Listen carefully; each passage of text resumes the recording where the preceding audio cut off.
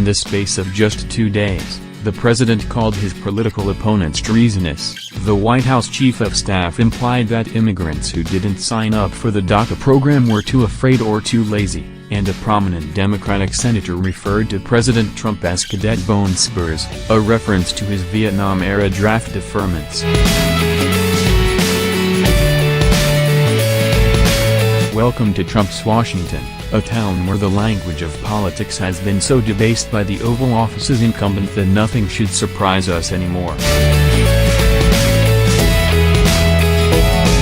People like Chief of Staff John Kelly and Senator Tammy Duckworth are among those who now are playing at Trump's level. Kelly, the White House Chief of Staff, said, "There are 690,000 official DACA registrants and the president sent over what amounts to be 2.5 times that number, to 1.8 million, according to audio posted by the Washington Post.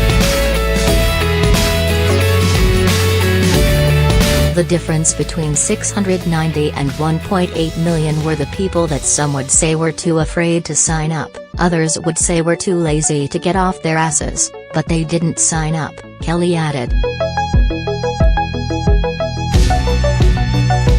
Duckworth, an Army combat veteran who was disabled in the Iraq War, criticized the president on his favorite medium, Twitter. "We don't live in a dictatorship or a monarchy," she began.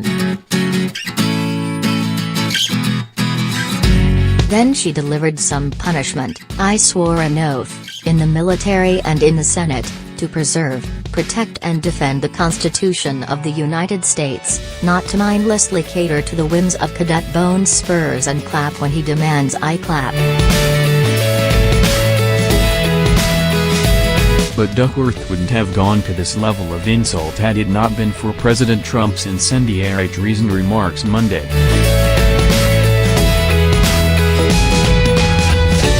Unwilling or, perhaps, incapable of operating by the usual standards of adult behavior, Donald Trump openly shares what's in his heart and mind, and often eats a spray of juvenile insult, recklessness, and ignorance.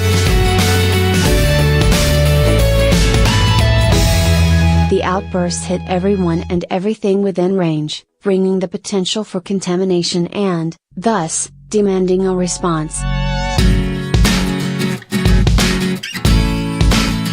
When he was a mere businessman, Trump's heedlessness hurt others individually and sometimes disturbed the peace in New York City. Remember his ads attacking the men accused in the infamous Central Park jogger case, who were later found to be innocent. As candidate and now president, Trump's nastiness has a far bigger effect, and it puts every American, but most especially other leaders, in the terrible position of having to deal with his provocations. In a speech Monday, Trump complained about Democrats who failed to applaud him at the State of the Union address.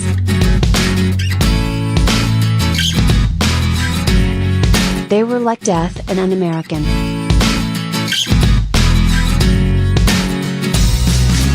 Un-American, he whined.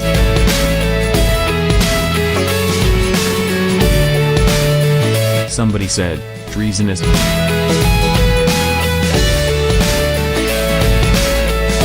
I mean, yeah, I guess, why not? Can we call that treason?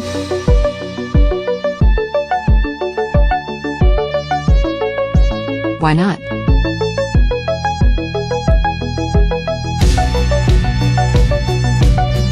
Treason is, of course, a crime punishable by death, which might be just one of 100 reasons why no previous president has thrown the word around like our current commander-in-chief did.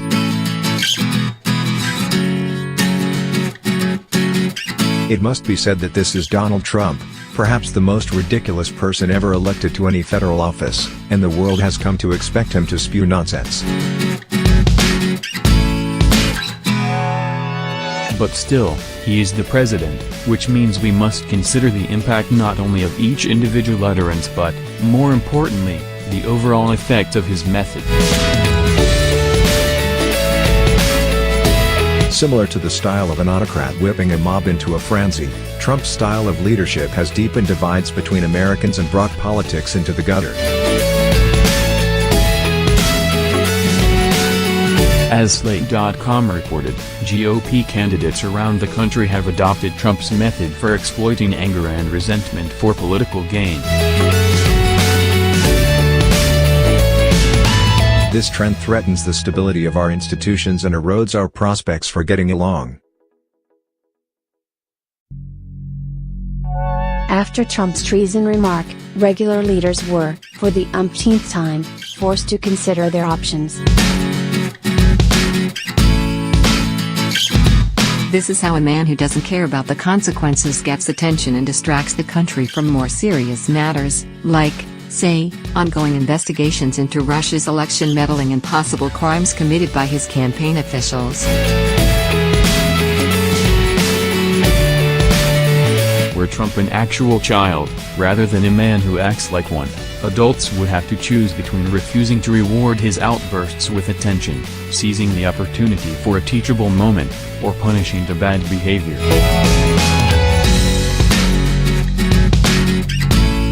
Since Trump is president and the nation's well-being is part of the context, ignoring him isn't always the best option.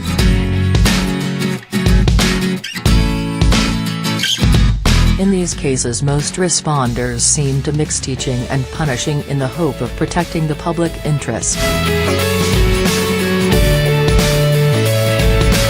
Unlike most of Trump's insults, which involve generic name-calling, calling people little or fat or losers, Duckworth's Cadet Bone Spurs could have referred to no one else. Trump's claim, made in an interview I conducted, that his time in a military high school was equivalent to actual military service cemented the image of him as a cadet playing soldier in many minds.